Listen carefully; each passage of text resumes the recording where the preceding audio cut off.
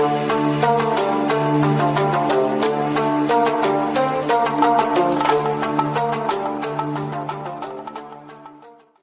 दोस्तों, आज हम इस वीडियो में बात करने वाले हैं जन्मों का कर्ज।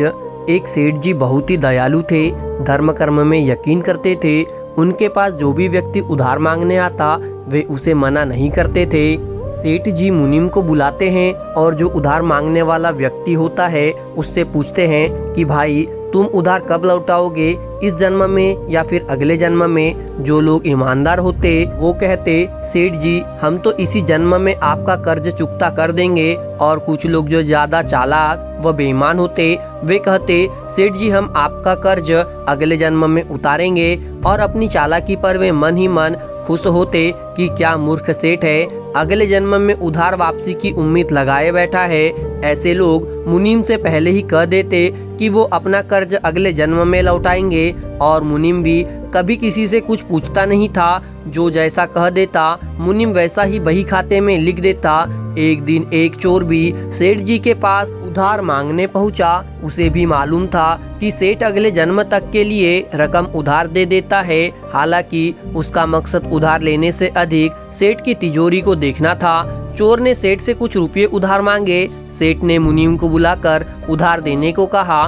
मुनीम ने चोर से पूछा भाई इस जन्म में लौटाओगे या अगले जन्म में। चोर ने कहा मुनीम जी मैं यह रकम अगले जन्म में लौटाऊंगा। मुनीम ने तिजोरी खोलकर पैसे उसे दे दिए।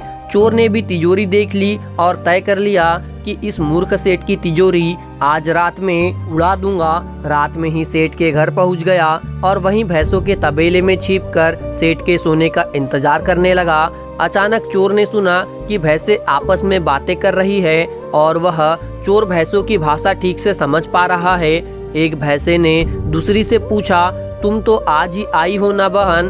उस भैंसे ने जवाब दिया हाँ आज ही सेठ के तबेले में आई हूँ। सेठ जी का पिछले जन्म का कर्ज उतारना है। और तुम कब से यहाँ हो? उस भैंस ने पलटकर पूछा तो पहले वाली भैंस ने बताया मुझे तो 3 साल हो गए हैं बहन, मैंने सेठ जी से कर्ज लिया था, यह कहकर कि अगले जन्म में लौटाऊंगी। सेठ से उधार लेने के बाद जब मेरी मृत्यु हो गई तो मैं भैंस बन गई और सेठ के तबेले में चली आई। अब दूध देकर उसका कर्ज उतार रही हूँ। जब तक कर्ज की रकम पूरी नहीं हो जाती तब तक यही रहना होगा। चोर ने जब उन भैंसों की बात सुनी तो होश उड़ गए और वहां बंदी भैंसों की ओर देखने लगा। वो समझ गया कि उधार चुकाना ही पड़ता है, चाहे इस जन्म में या फिर अगले जन्म में उसे चुकाना ही होगा। वह उल्टे पांव सेठ के घर की ओर भागा और जो कर्ज उसने लिया था उसे फटाफट मुनीम को लौटाकर रजिस्टर से अपना नाम कटवा लिया। दोस्तों, अब बात करते हैं इस कहानी से शिक्षा के बारे में। हम सब इस दुनिया में इसीलिए आते हैं क्योंकि हमें किसी से लेना होता है और किसी का देना होता है।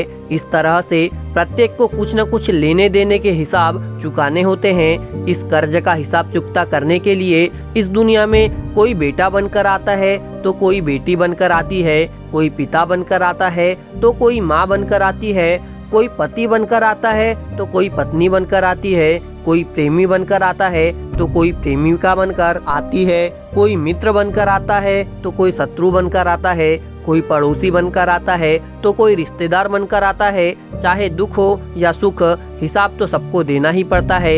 यही प्रकृति का नियम है। दोस्तों, आपके लिए बहुत मेहनत से पोस्ट लाते हैं, एक लाइक जरूर करें और कमेंट्स करके जरूर बताएं कि वीडियो आपको कैसा लगा। और चैनल को सब्सक्राइब जरूर से ही करिएगा। मुझे पूरा यकीन है आपका दिल बहुत बड़ा है, आप इस पोस्ट को लाइक और चैनल को सब्सक्राइब जरूर करेंगे।